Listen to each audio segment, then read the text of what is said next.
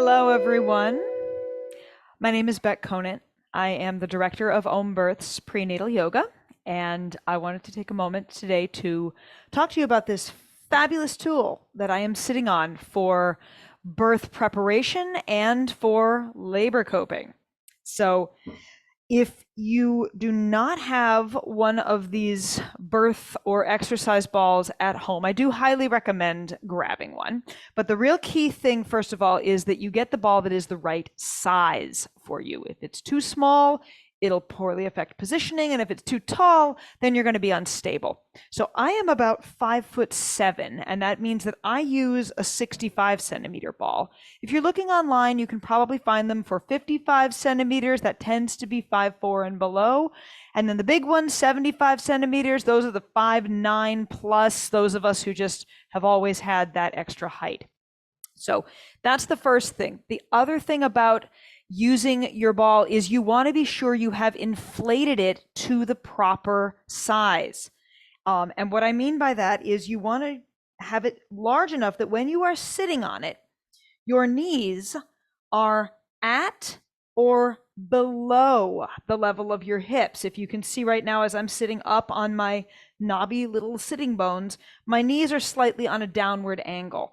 And that's going to help put my pelvis into a more forward position. And we'll talk about getting into those upright, forward, and open positions is more easily done if your knees are below your hips. Just for a demonstration, if I come up on my tippy toes and I put my knees up above, you can kind of see that my pelvis rocked backwards, whereas I put my knees down, I get that forward tilt. We want the forward tilt when using the ball.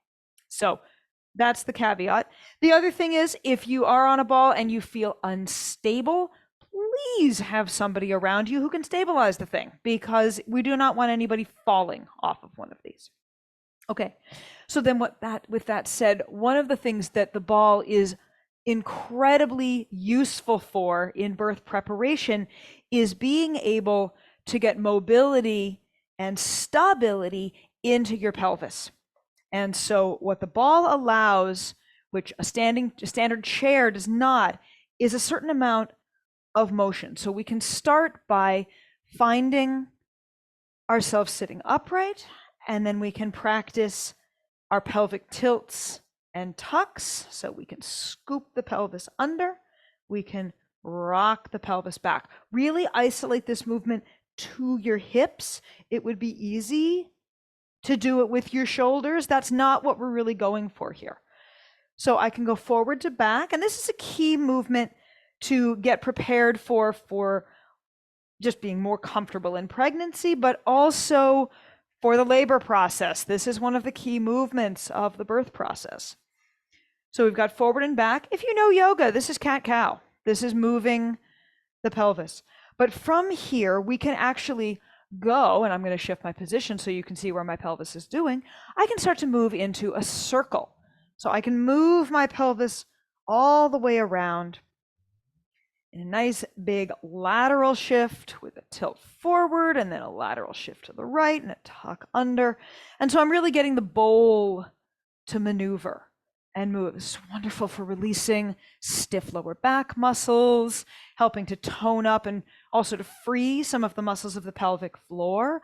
But it's also really great in early labor. Those of you who are intending to labor at home, this is a wonderful way to help generally spin your pelvis and get that baby to work their way down into the deeper levels of your pelvic tissues. So we want to circle one way, then we want to circle the other way, just so we have balance side to side.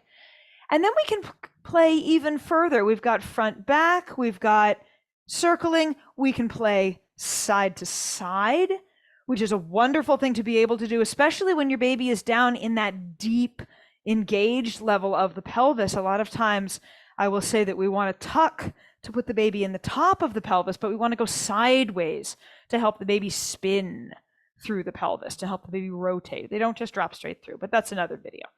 So as we're shifting side to side, we could also start combining these two into effectively what would be a figure eight. always make sure you turn off your phone when you are recording videos. So we can take the pelvis and we can move as if you could take those front hip bones and you could drop one and drop the other and drop one and drop the other. And this has the wonderful impact of changing the internal shape of your pelvis. So I can take the side to side movement. I can take it into a little bit of a salsa movement. And so I'm gradually increasing the mobility that I have in my pelvis. I want that mobility in pregnancy so that my body can adapt to this changing shape, but then I want it in labor so that I can move and maneuver. And if I've never done it in pregnancy, why would I think my body can do it in labor? Same way, if you've never touched your toes, why would you assume that you would suddenly, if you took a yoga class, be able to reach over and touch your feet? Some of us can, most of us can't. So these are some of the things we can do sitting on the ball. Now, I'm also just going to point out that you don't have to be in an upright position. We could very easily use the ball in a horizontal position. And one of the first things we can do is take your knees wide enough apart for your belly, sit back, lean forward, take a nap. Go ahead and let this be a complete resting position, because this is where most of us spend the time in between contractions in labor. So being able to rest forward, this is a great position for getting massage. This is a great position for just being able to rock and sway. And from here, I can also shift up. I can open the front side of my pelvis. Now I'm in a position where I can get into my cat-cows. I can get into my hip circles, and I'm not having to bear the weight on my arms, putting a little pressure on my chest, but not so much that it's uncomfortable.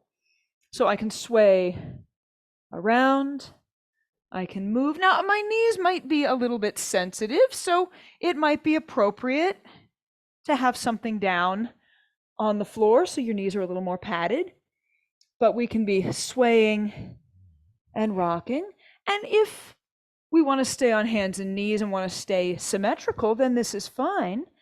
But if you felt like you wanted to open your pelvis a little bit further, you could also swing one knee up and then gently rock forward and back. We're not looking for huge, deep, big movements here, but we're just getting a little mobility through the back of the pelvis, nice little hip hinge going on there, and a little hamstring release. And of course, always make sure that you do both sides so that we have a sense of what is the relative balance in our body side to side with that movement.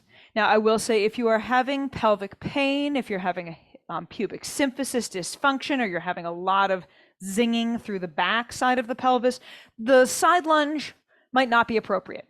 So you have to explore for yourself. The other thing, though, about being able to lunge is in labor. Remember, we talked about deep pelvis. We want to go side to side. Well, this is another way to get you, I can lean myself forward on the ball. I can take my knee to the side, and I can be moving back and forth. And so all of these positions create a dynamic which is really helpful for positioning and helping to align your baby for birth, which a good friend of mine refers to as the UFO alignment, which is that we want the pelvis to be upright, more or less.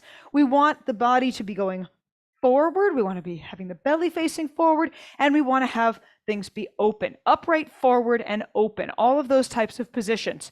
So these sort of positions, if you notice sitting on the ball, I can take my knees apart, I can tip my pelvis forward, and I am upright. So upright, forward, open. This is the general position that you want to find as often as possible during your pregnancy. The more we put ourselves upright, forward, and open, the more likely we are to have a baby that will rotate to be not only head down, but head down, aimed a little bit more, looking more towards our back. And that is the more optimal position. We want to think of that ultimately when we go into labor, we want to be yin yang with our babies. We are head up, looking forward. They are head down, looking back. Upright, forward, open. Not so wide you're going to take a ballet class, but a comfortable space. So one last thing, which is we've done sitting, I've showed you kneeling. There are actually ways that you could do this standing.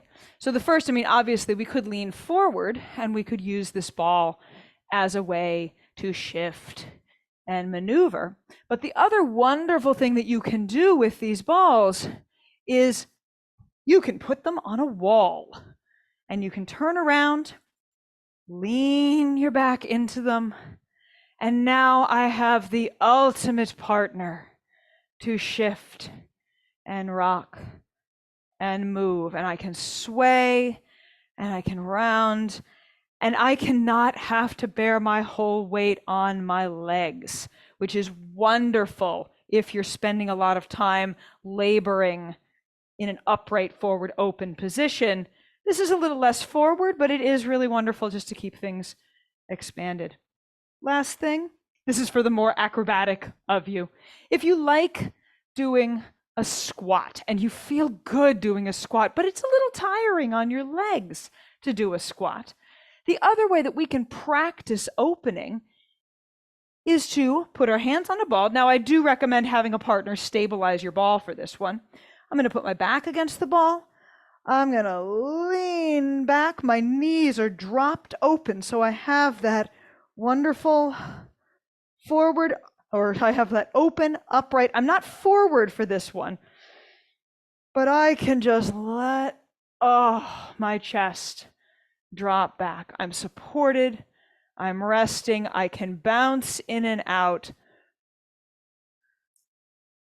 And I can get all the benefits of the opening of the squat position, the expanding in the pelvic floor, the releasing through the glutes and the lower back without having to bear the weight on my legs. It feels so lovely. So I hope that this has given you some ideas of how to play with your birthing ball.